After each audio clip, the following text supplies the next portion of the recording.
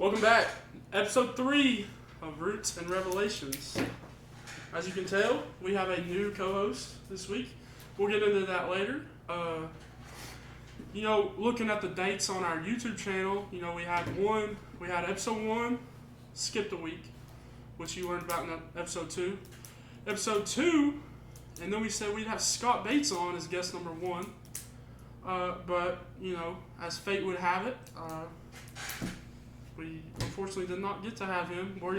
I think we planned around 1st of January maybe to have him on as our guest, but we decided to have our good best friend, Reed Melton, as guest number 1 for the Roots and Revelations podcast. But, so we missed an upload. It happens, yeah. It happens. We're learning about this podcast space, how to navigate this untapped landscape that we find ourselves in. Evidently, you're going to miss uploads. And this, last week's missed upload was because I got the flu.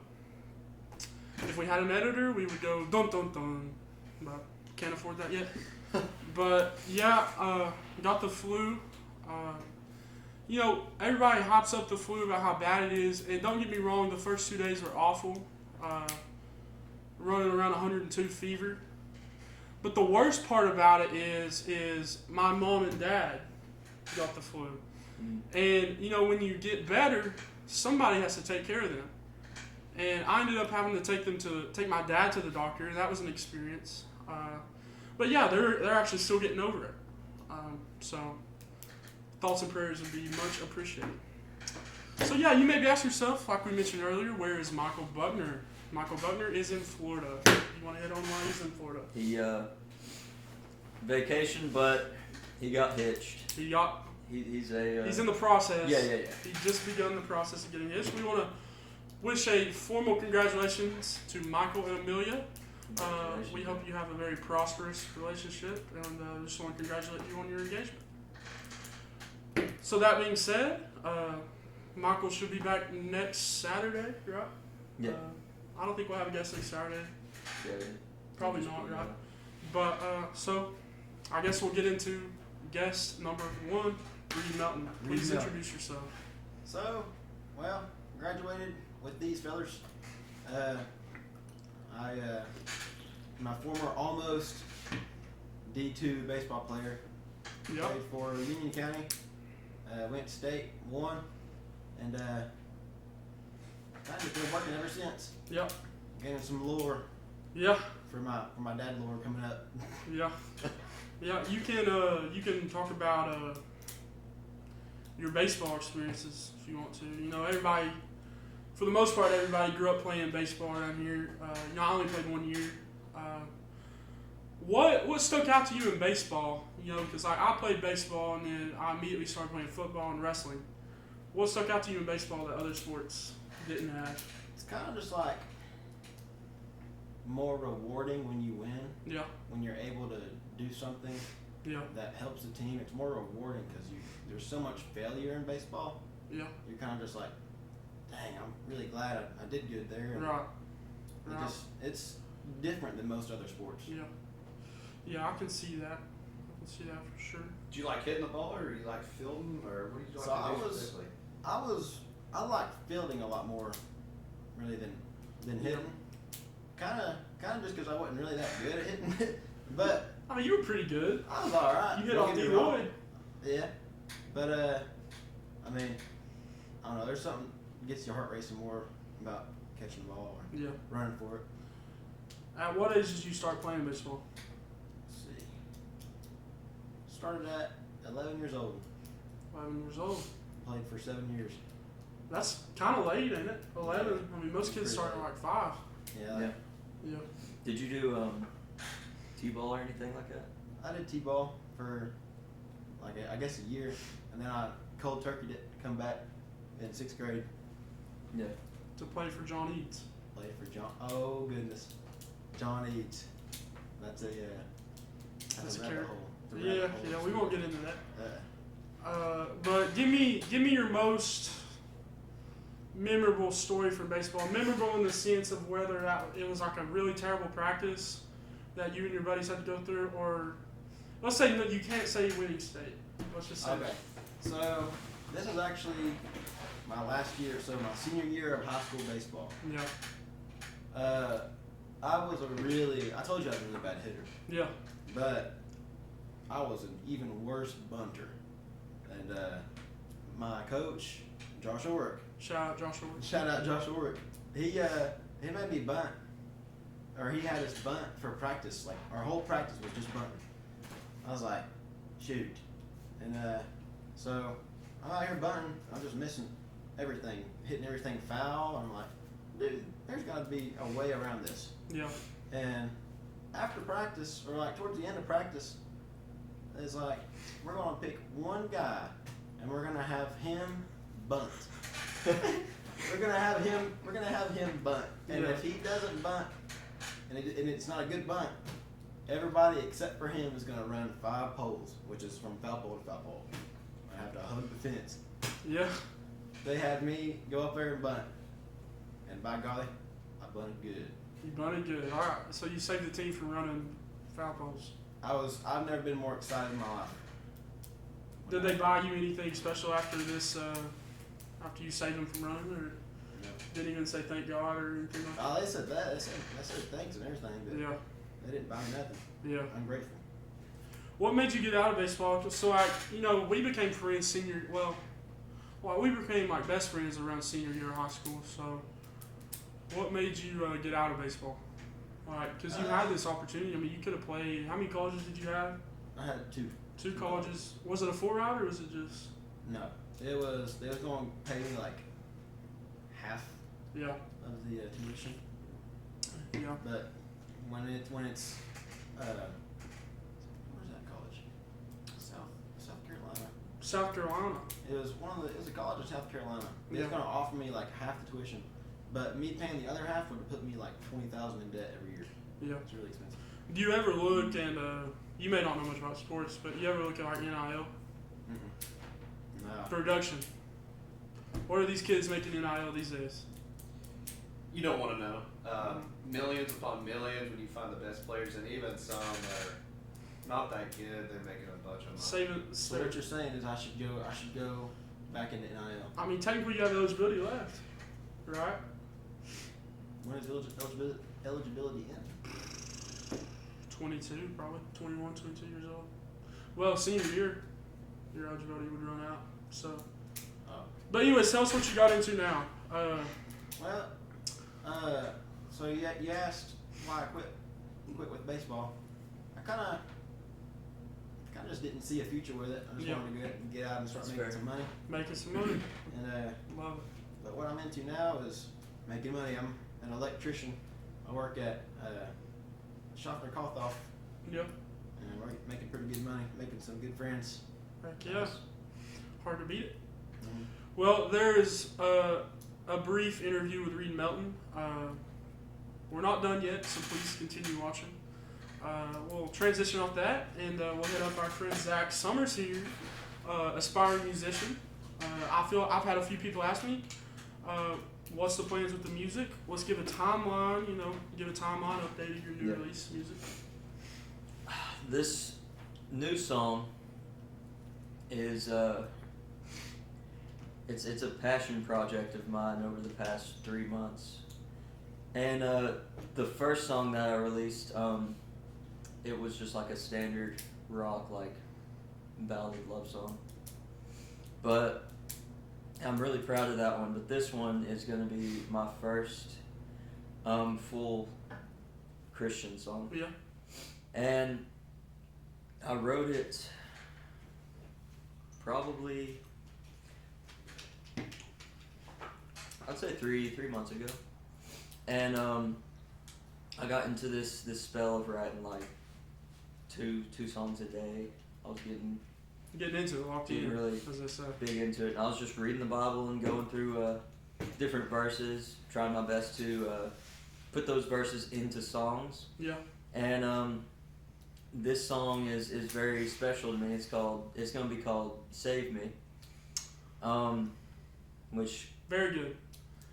And like putting it lightly. The most important thing anybody could do is get saved Right. by the Lord. Right. And it's a song about forgiveness. Yeah. Asking for forgiveness, and also within asking for forgiveness, you have to forgive yourself, Mm-hmm. because He can't forgive you unless you forgive yourself. Yeah. But with that being said, I put a lot of work into recording it. I've self-produced it. My first one was produced by someone else, but this one's gonna be self-produced. Mm-hmm. I did vocals, guitar, bass, drums. I'm working on finishing backing vocals. And the goal right now is to get the song released mid-January. Mid-January. You want to tell the viewers where they can find your music at? Be looking for Yeah. mid-January. Spotify, YouTube, Zach Summers. Yep. You can hit up my Instagram for updates. I'm not too active right now, but I will be after this song's released and promoting this song. Yeah. And, we were lucky enough to be at that bonfire at Yeah. Shelby and Logan's house. Shout out Shelby and Logan. Good They people. probably won't watch this. But you sung that song, Mhm. and I can honestly say it was very, very good. I mean, it was a song that you, and I don't hate temporary Christian music, but I'm always like the old hymns and stuff. But this song, I wouldn't say it's contemporary Christian. It's just something that if you're one of those that really don't like the new stuff, you won't hate this. It's an in-between. Yeah, right, and It's the like, guitar on it yeah. is just so beautiful to listen to. It's one of those songs you start playing and everybody's attention's Right. instantly grabbed. Right, it's a song that is like, from a marketing standpoint, it's marketable. A consumer would be glad to listen to that song. Mhm. So yeah, there's that. I've been asked to, people have asked me how college is going, and I guess I'll answer that here. College is going amazing. Wrapped up this past, about a week and a half ago, give or take. Wrapped up my first semester at Austin P of my junior year. Nice. Finished with all A's, luckily. Probably gonna make the dean's list. I got a 4.0, luckily. So if you're looking to hire a marketing intern over the summer, come my way, and I'll come your way. So there you go. But one of the main premises of this show, we got our guest Reed here. That next week is Christmas, right? It's crazy to think about. This year's flown by Mhm. like that. So I figured we would give some memorable Christmas moments / memories. We hate Michael in here, Yeah. but he had, bigger things on his plate, bigger fish to Important fry, stuff, yeah. some would say. I figured we'd give, 2 memories each or moments. We'll go 1, 2, 3, and then start over. Yeah. You want to go? I'll go. Thinking right off the top of my head, to me, Christmas isn't just the day. It's like the whole month. Yeah. And we usually celebrate Christmas and Thanksgiving all together through November through December. And Christmas is a big part of my life. It's my favorite time of the year, the music. And some of my favorite memories are just like driving around. We usually print out these sheets of paper with like a Christmas light scavenger hunt. Yeah. And we like go to different subdivisions and see if we can That's see cool. those. Very cool. Very fun. Usually Yep. get some hot chocolate. Yeah. somewhere. Yeah. I would say, I have a huge family. Anybody that knows me knows that I have a very large family, And, we always meet on Christmas Eve, and I love that. It's a fun time. We meet and play games, and we all get to be together. But my absolute most favorite time around Christmas is Christmas morning. We go to my nanny and papa's house, and it's just a good time to really slow down, right? Because Christmas can be so packed. You gotta go to my dad's house. You gotta go to so-and-so and so-and-so. Christmas morning at nanny and papa's, we get there around 8:30, 8 a.m., and you know we're there for 3, 4, 5 hours, and it's just a good time to really slow down and be together. And we always open stockings. You know, everyone buys a gift for everyone, and we go around the room and we open them one by one. And those gifts are the ones you really appreciate because, like, down the line, you can, whether it's a book or, you know, fishing tackle, something to help you hunt or something. It's something that will mean more to you because, you know, they thought of you. Yep. Right, because it's so personal. So yeah, that is my absolute favorite part of Christmas right there. Besides, you know, all the stuff, you know, birth of Christ. Mm-hmm. But yeah, that's my favorite Christmas memory. So, my favorite Christmas memory happened in 2014. So in 2014, I went to my Aunt Heather's house for Christmas. And who came with us was my papaw. His name was Papaw Reed. He had the same name as me. Yeah. And we went to, I think it was, did I say Virginia? Let's see. You didn't say anything. It was Pennsylvania. We went to Pennsylvania. That's where she was at. Pennsylvania. Yeah. Whoa. And so we stayed there for 4 days. It was whatever 22nd through 26th of December, and it was pretty nice.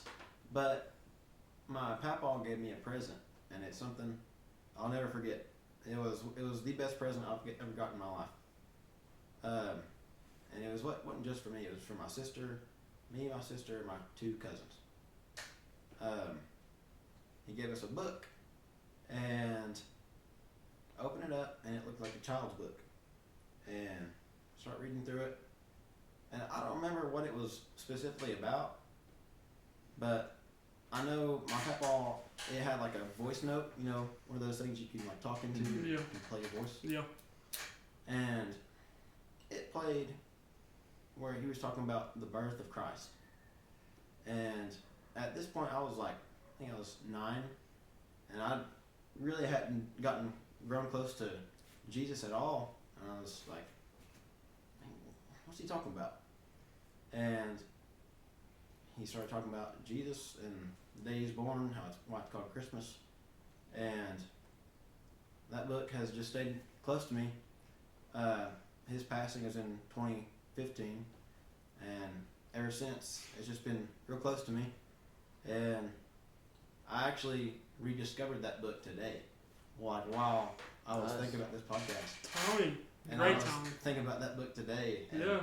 that has stayed with me for, like, that memory has just stayed with me for this whole time. Dude, Good story. that is awesome. Yeah. That's very, very, very good. Very good. Number 2. Memory number 2. All right.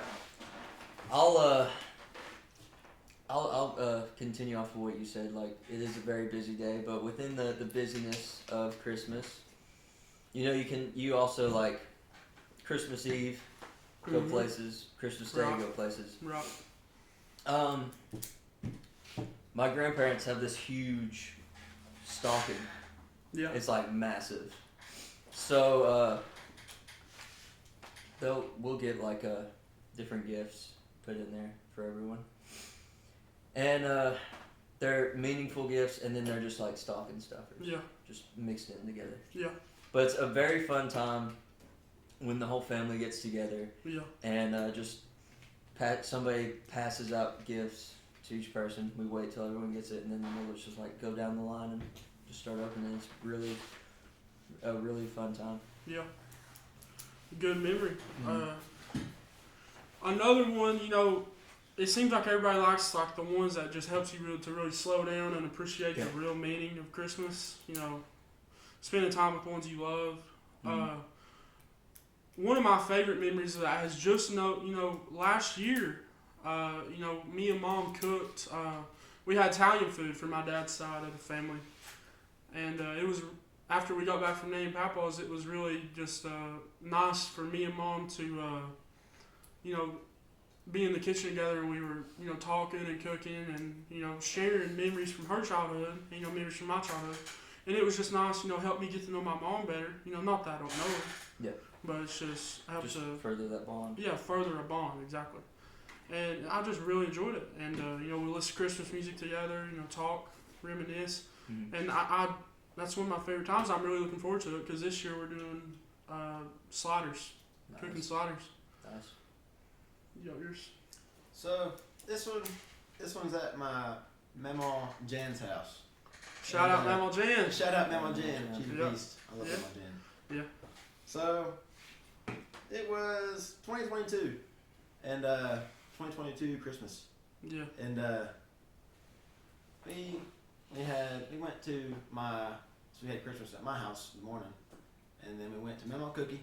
Shout out Mama Cookie. Yeah. And Shout then out. we went to Mama Jan's house. So it was all hectic the whole time. Yeah. I ate so much food, and went to Mama Jan's house, and kind of had like a rough night. Yeah. Didn't really go as planned. We won't get into that, but we won't get into that. All right. But just leave it there. And this is actually it's gonna be a good story. But later that night, you know, some bad stuff happened, and me and my sister decided to go off by ourselves and go on Emory Road. Shout out Emory Road. And we went Yeah. off on one of the rich neighborhoods, you know, Yeah. and we started looking at Christmas Christmas lights Yeah. on houses. And Yeah. we probably looked at houses for probably 3 hours. Like from like 11:30 to like At night? 2:30 in the morning. Oh my goodness! And this was Dang. Christmas night. This is Christmas night. That's That's a good memory. And it really just made me think, I'm really thankful and grateful for my family. Yeah. And just the bonds I've grown with my sister are unmatched. I love my sister. Shout out Whitney Melton. Shout out Whitney Melton. Shout out. She's a beast. Whitney Harrison. Whitney Harris. Oh yeah, hey, and while we're here, we might as well shout out my brother-in-law. Yep. Trey. Trey Harrison. Yep. Shout He's out a Trey. beast. Love He Trey. is. Yep.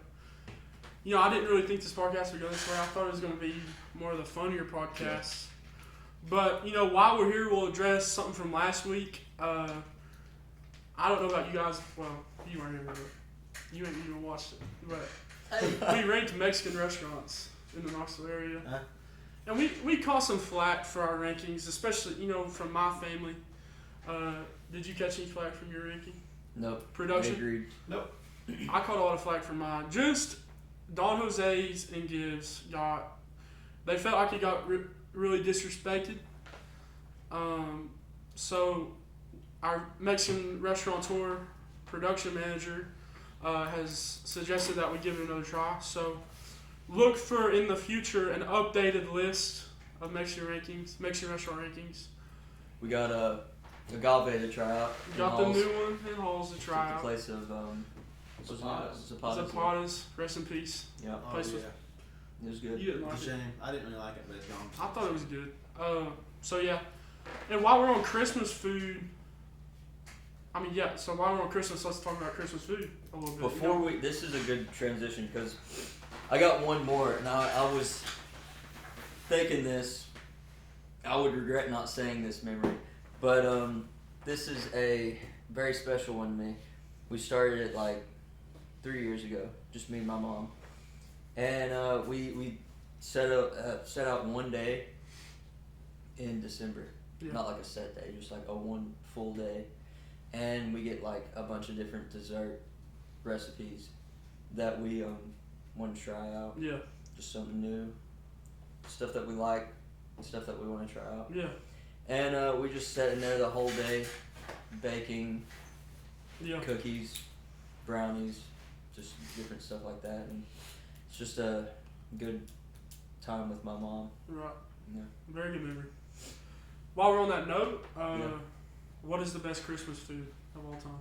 Should we go desserts or should we go of all time period? I say we separate. All right. Do desserts Okay. and main food. Right. I'll go first. We'll go desserts first. All right.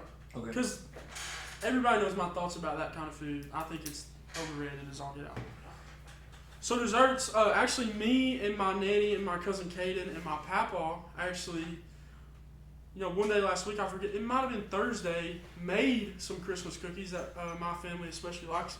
Nice. Nanny, the best cook in the world, she knows that. I'm sure your grandma's the best cook, and your grandma's the best cook for you. Mm-hmm. Just the way it is around here.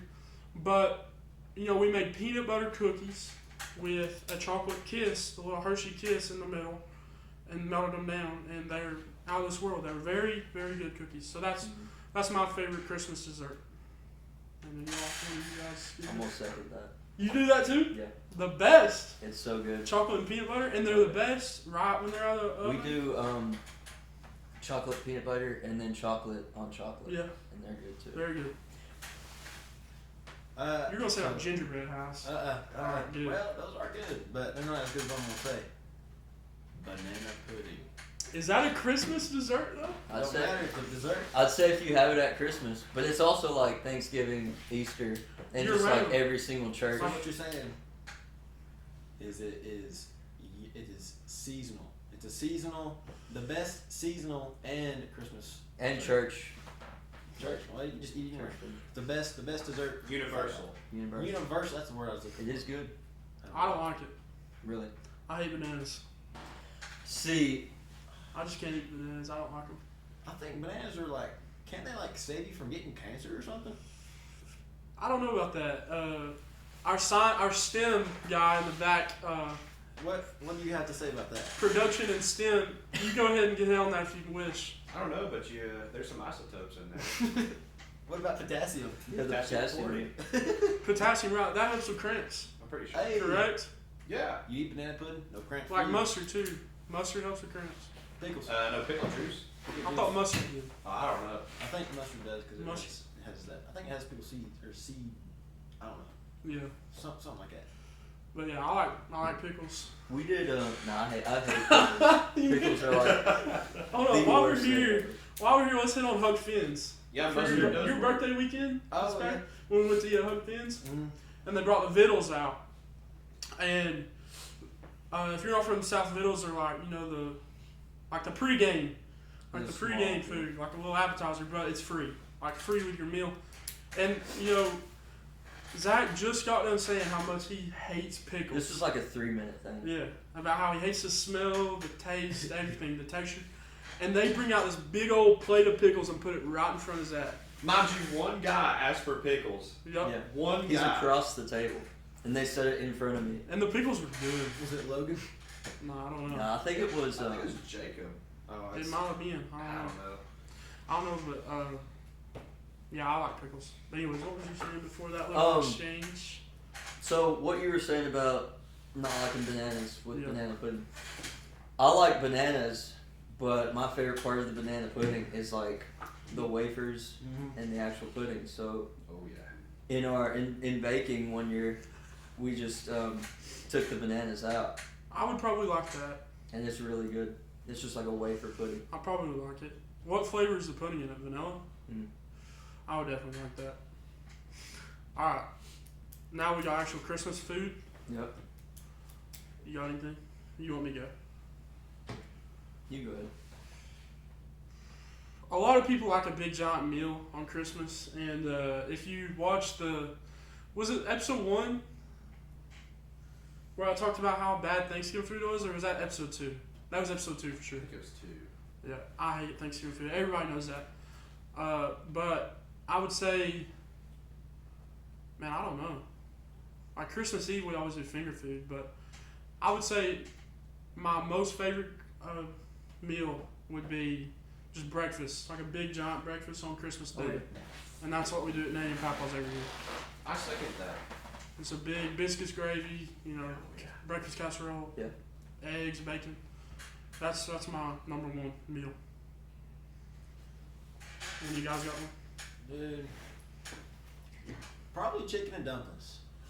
Probably That's a chicken good and dumplings. Dude. You can't beat that. I love chicken and dumplings. Yep. Very good.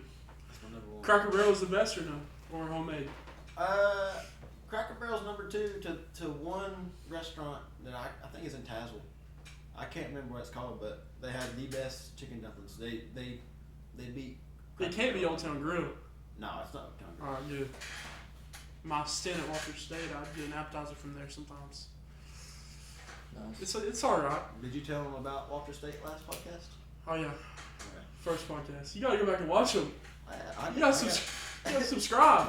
got Yeah. some work to do. Yeah. Got some studying. All right.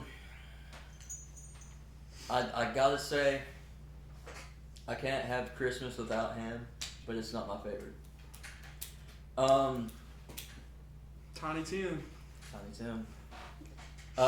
The best meal on Christmas is waking up, and then my dad fixes biscuits. Oh yeah. And it's just along with like the memory of that, and then just he's a heck of a biscuit maker. Yeah. Does he like do the homemade? Mm-hmm. Alright. This just came to mind. You know, our notes actually ended with favorite Christmas memories, but it's amazing how you can just pop up. Yeah. What about Christmas movie? Ooh. Number one Christmas movie. Let's not do a list because Yeah. obviously that's going to hurt some feelings. Number one Christmas movie. Die Hard. I knew it was coming, bro. Die Hard is definitely a Christmas movie. It's not my number one, but I will die on that hill that Die Hard is definitely a Christmas movie. Anyways, my number one Christmas movie is probably Four Christmases with Vince Vaughn and Reese Witherspoon. Have you ever seen that? Mm. Very good movie. You've seen it. I've seen it. Yeah. Have you ever seen it? Production? That's I wasn't expecting that. All right. I'm not a fan of the Grinch either, but that's another. Rocky IV. No, I'm kidding. But the match does take place Christmas Day, so it is also a Christmas movie. All right. But Christmas Vacation is That, definitely my favorite Christmas that's movie. I feel like that should be everybody's top three, at Mhm. least in the world. You know any Christmas movies? You got any? Cocaine Bear? Oh, it's cocaine for Christmas? No, I'm just No. kidding. I don't want to be boring and say Home Alone, but It's a classic for a reason. Home Alone, dude, that's my Home Alone 1. Yeah. That's my favorite. Yeah. One is good. It's a Wonderful Life. I've never It's seen up that there. before. It's like a good comfort movie Yeah. that we watch every year. I've never seen it. I don't think. Production, do you have anything to add about Christmas? Well, I feel like we haven't included you enough. I mean, you're wearing the Mike Tyson Christmas If shirt. he- so- If people could see his fit right now. And I'm wondering if anyone has discovered who Production actually is. Oh, I mean, we said his name. We did, but we didn't his last name. should we give initials? No. We'll let them figure It's that out. already too long. Alright. Favorite Christmas movie? Let's hear it. I really got to double up with Home Alone. It's a good movie. a Home good Alone one. is just amazing. Not bad. Mm-hmm. Not a bad movie. Especially when you're watching it as a kid. Mm-hmm. You're watching that and you're like, man, I could do so many things. Like you could defend your own house. I I always could. remember the scene where the dang furnace in the basement is going crazy. That scared Yeah. the crap out of me as a kid. Yeah. Oh yeah. Yeah. Well, I guess move on to scripture time, right? Yeah. Yeah. We'll move on. And Michael was supposed to bring scripture time last week, but we had to cancel, so he wasn't able to. So we had to make a literally a last second call because we all It kind of was. forgot about it. So the person bringing scripture time today is Mr. Production Manager himself, and we have yet to hear what he is going to talk about. We kind of have a gist of it, You but know the book. we know the book. All right, go ahead if you wish, sir. So I'm going to read chapter 3 from the book of Daniel. Book of Daniel, chapter 3. You put the Pull phone it up on my on. phone. And I'll be reading from the King James Version. Shout out. We've already had a little We've had debate that. about that. Chapter Daniel 3. Chapter 3. How many verses you reading? Whole thing. So it should be about 30 verses. 30 verses. Love it. And I'll let y'all pick that apart as I talk, or we can wait till after. We'll wait till after. You got it? Alright, buddy, go ahead. Alright. Nebuchadnezzar the king made an image, made an image of gold, whose height was 80 cubits, and the breadth thereof 6 cubits. He set it up in the plain of Dura, in the province of Babylon. Then Nebuchadnezzar the king sent to gather together the princes, the governors, and the captains, the judges, the treasurers, and the counselors, the sheriffs, and all the rulers of the provinces, to come to the dedication of the image which Nebuchadnezzar the king had set up. Then the princes, the governors, and the captains, the judges, the treasurers, counselors, sheriffs, and all the rulers of the provinces were gathered together unto the dedication of the image that Nebuchadnezzar the king had set up. And they stood before the image that Nebuchadnezzar had set up. Then an herald cried aloud to you and commanded, O people, nations, and languages, that at what time ye hear the sound of the cornet, flute, harp, sackbut, psaltery, dulcimer, and all kinds of music, ye fall down and worship the golden image that Nebuchadnezzar the king hath set up. And whoso falleth not down and worshipeth shall at the same hour be cast into the midst of a burning fiery furnace. Therefore at the time when all the people heard the sound of the cornet, flute, harp, sackbut, psaltery, and all kinds of music, all the people, the nations, and the languages, fell down and worshipped the golden image that Nebuchadnezzar the king had set up. Wherefore at the time certain Chaldeans, whatever the pronunciation for that is, came near and accused the Jews. They spake and said to the king Nebuchadnezzar, O king, live forever. Thou, O king, hast made a decree that every man that shall hear the sound of the cornet, flute, harp, sackbut, psaltery, and dulcimer, and all kinds of music shall fall down and worship the golden image. And whoso falleth not down and worshipeth, that he should be cast into the midst of a burning fiery furnace. There are certain Jews who thou hast set over the affairs of the province of Babylon, Shadrach, Meshach, and Abednego. These men, O king, have not regarded thee. They have served not thy gods, nor worshipped the golden image which thou hast set up. Then Nebuchadnezzar in his rage and fury commanded to bring Shadrach, Meshach, and Abednego. Then they brought these men before the king.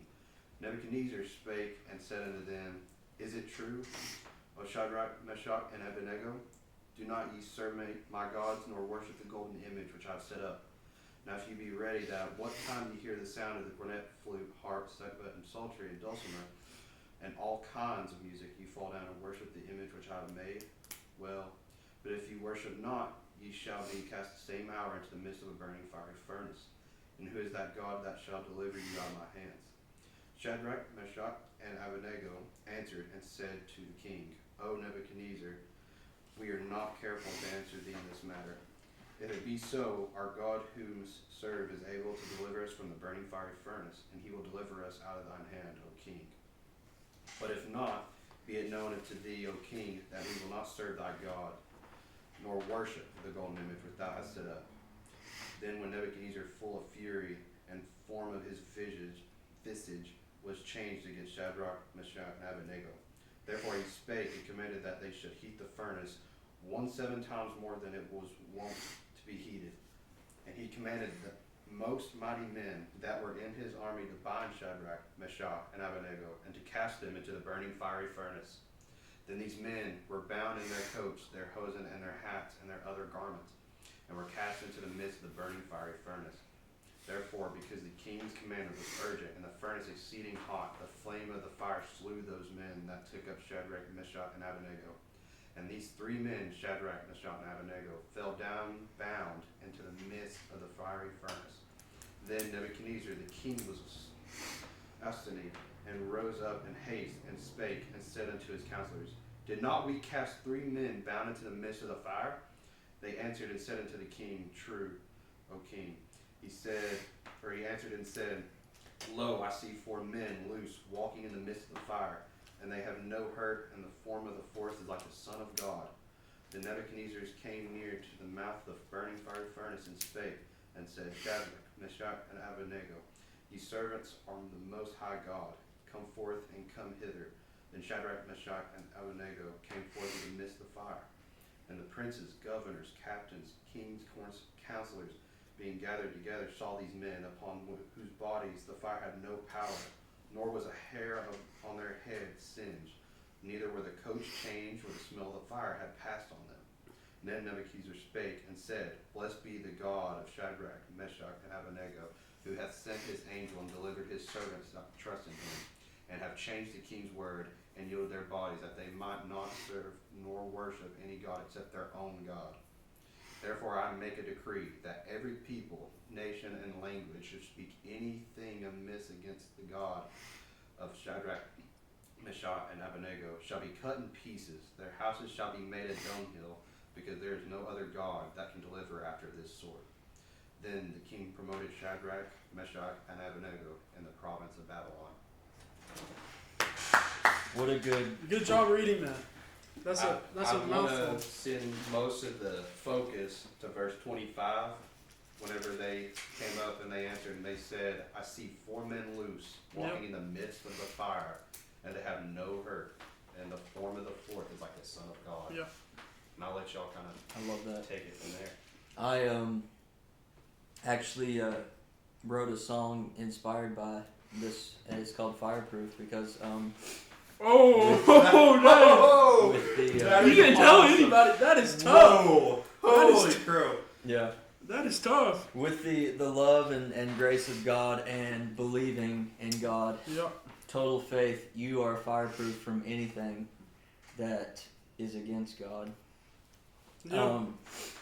And I love the how it says here, where after he sees them, he decrees God, the only God, Yeah. and whoever worships anything else will be destroyed. Mhm. Meaning that even the biggest of non-believers can come to Right. the Lord. Reed, you go ahead and go. I'm looking for something right here. Just your thoughts, anything you want to bring to the table. Kind of underestimated a lot the power of Christ. Yeah. And it's easy to look by it too. Yeah. I actually work with somebody who is not a believer, Mm-hmm. and kind of is. I know it's like an opening path for me to start like getting him to Yeah. realize, Mhm. hey, you're lost. You need to find your way. Yeah. And that's kind of my fault. I haven't done it yet. It's hard to do. It is hard to do. But It's hard to do, but It's hard to start that Yeah. conversation. basically my thoughts is, it's funny that you bring that up because you may be the only Jesus that man ever sees. Yeah. maybe. And it's important that you be in the place where you need to be in order for him to see Jesus. You know what I mean? And that's a big part about, being a Christian is the thought of you are the only Jesus that some people will ever see. It'll be that light. Right. Be a lot. I work in that every day with Carm. It's hard to do. Yeah. There's a lot of lost people out there. Right. I mean, there is. It's a good way to look at it. And Yep. you're the only Christ somebody will ever see. Right. Yep. Talk to. My thought is a cubit. A cubit's length. How big is a cubit's length? I just looked in the dictionary and I did not see it in the Bible, but you hear about David and Goliath. Yep. A cubit. His spear was 6 cubits, and then 80 cubits, and the breadth thereof 6 cubits. This statue that was constructed that these men would have to worship, right? This great, huge statue that, look at all these people worshiping them, Yeah. right? The princes, governors, captains, judges, treasurers, counselors, sheriffs, and all the rulers of the provinces fell down to worship this man-made object. Yeah. But you turn over here to 25, you see the fourth is like the Son of God. Just Yeah. a figure. Just like a man like me and you. Mm-hmm. Compare one of us to this mighty statue. This statue's going to win, right? It's more like appealing. Right, it's more appealing. And that brings in, things of the world, right? Things of the world are more appealing. There's millions of things. But it's just crazy what a little faith can do. Oh, You know yeah. what I mean? And picking up on what you said about David and Goliath, there's no way that David could have killed Goliath Right. with that stone without the Without God. without God. Yep. So yeah, I feel like this is one of those stories in the Bible that everybody needs to really know by heart. Just because what they face here, you're not going to get thrown into a pit of fire.